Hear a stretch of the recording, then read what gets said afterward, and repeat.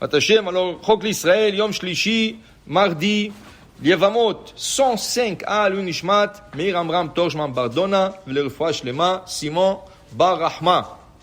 Dit la Gemara, Amar Rabbi Yonatan, Minayin l'exardin chez Shimon Shvoa, chez Nom Mitkarea. Dit Rabbi Yonatan, tout ce qu'on sait, que quand il y a un décret céleste, et en plus du décret, il y a un serment qu'Hachem a prêté sur ce décret, que ça ne se déchire pas. Ça veut dire qu'il y a un décret du ciel, et Hachem jure que, voilà, ce décret-là, il jure sur ce décret qui va être exécuté. C'est grave déjà, c'est Akadosh Baruch Hu qui jure. Minayin, d'où ce qu'on sait qu'il ne se déchire pas, il ne s'enlève pas, chez Nehemar, Lachen nishba'ati le bet Eli, imitkaper be'avon bet Eli, bezevach u'mincha adulam. Alors on va faire une petite introduction. Au temps du Mishkan, avant que le temple a été construit, il y avait le Mishkan. Au temps du Mishkan, il y avait un grand prêtre, un grand Kohen Gadol tzaddik, qui s'appelait Eli. Eli, c'était un grand tzaddik. Mais il avait deux enfants, qui s'appelaient Chofni et Pinhas. Et Chofni et Pinhas, ils n'allaient pas exactement dans les traces qui a tracé leur père. Qu'est-ce qu'ils faisaient? Ils faisaient des favoritismes. Qu'est-ce que c'est favoritisme? Les gens venaient au Mishkan pour emmener des sacrifices. Quand les gens faisaient la queue, il y avait la queue de gens, premier arrivé, premier servi. Quand ils voyaient quelqu'un avec un taureau, toi, viens ici. Pourquoi? Parce que du taureau, il va recevoir un grand morceau. Alors viens. Toi, tu es en premier. Après, ils voyaient quelqu'un, tu as un mouton, viens ici. Quand les pauvres venaient avec la farine, ils n'avaient pas. Ils faisaient attendre toute la journée jusqu'à qu'ils reçoivent leur sacrifice. Et ils étaient en premier dans la ligne. Okay? Le problème, ça peut encore passer. Mais le plus grave était que c'est écrit dans le prophète qu'ils ont couché les femmes mariées. Ils ont couché avec les femmes mariées. Hasve shalom, pas à tel point. Peut-être ils couraient après les gens pour l'argent un peu, mais pas à tel point. Okay? Alors dit la Gemara, de quoi il s'agit? Quand une femme accouche un bébé, elle doit emmener un sacrifice. Qu'est-ce qu'elle emmène? 2 oiseaux. Un petit oiseau, de rien et tout. Quand les femmes venaient, elles faisaient la queue, ils leur laissaient là-bas, ils leur laissaient attendre. Des fois, cette femme, pour ne pas aller chez elle et revenir, parce que c'est loin le Beth Amikdash, c'est pas tout le monde qui habite à côté du Beth Amikdash. Des fois, les femmes restaient là-bas 2-3 jours.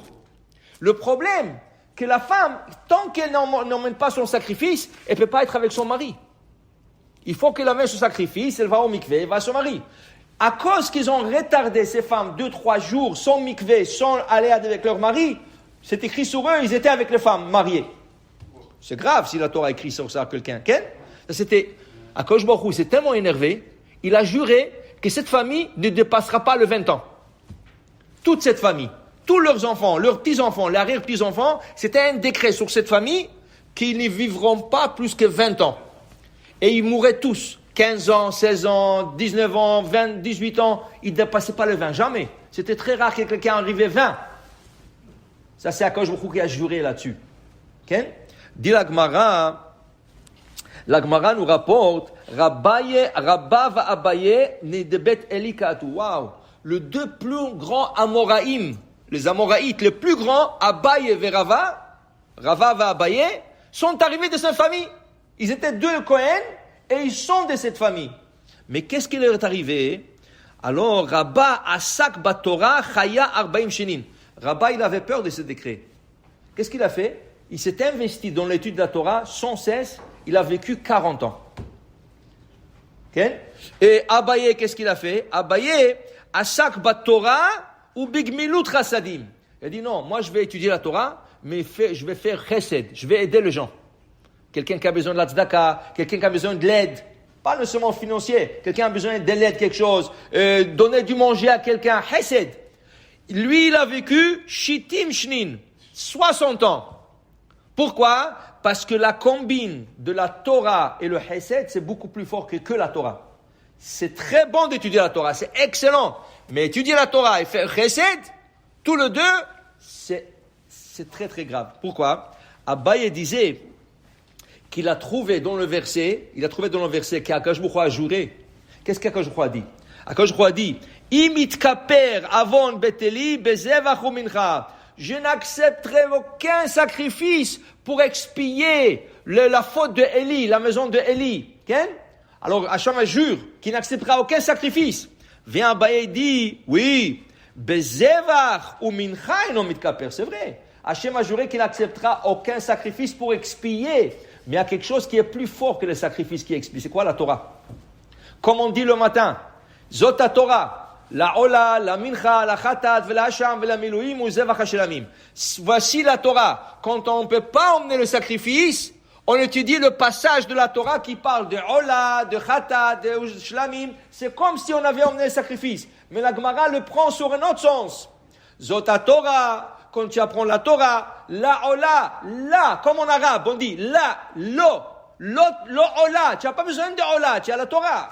La Khatat, pas la Khatat, pas pour la Khatat, lo tsari Khatat. Tu n'as pas besoin de Khatat, tu n'as pas besoin de Shlamim. Qu'est-ce que tu as besoin? Étude la Torah. Alors, Rabba, il a compris ça, il a étudié la Torah, il a vécu 40 ans.